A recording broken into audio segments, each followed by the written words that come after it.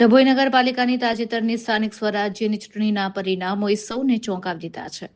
ભાજપના ગઢમાં ગાબડું પાડી કોંગ્રેસે 21 બેઠકો સાથે સ્પષ્ટ બહુમતી મેળવી સત્તાનું સુકાન સંભાળવાની તૈયારી કરી લીધી છે. હવે સૌની નજર આગામી 19મી મે 2026ના રોજ યોજાનારી પ્રથમ બેઠક પર ટકેલી છે, જેમાં શહેરના નવા પ્રમુખ અને ઉપપ્રમુખની સત્તાવાર જાહેરાત થશે.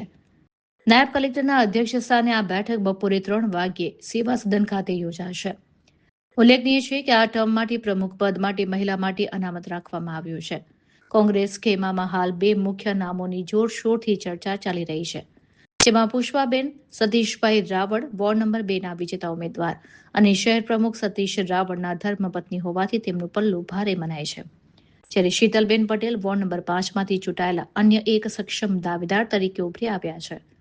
ભાજપ પાસે 15 બેઠકો હોવાથી કોઈ પણ ઉલટફેર ન થાય તે માટે કોંગ્રેસે સાવચેતીના પગલાં રૂપે પોતાના તમામ સભ્યોને અજ્ઞાત સ્થળે ખસેડ્યા હોવાનું ચર્ચાય છે.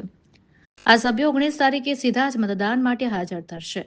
વર્ષો બાદ ડભોઈ નગરપાલિકામાં કોંગ્રેસનો પંજો મજબૂત થયો છે, ત્યારે પક્ષનું મોવડી મંડળ કયા ચહેરા ઉપર પસંદગીનું કળશ દોરે છે તે જોવું રસપ્રદ રહેશે.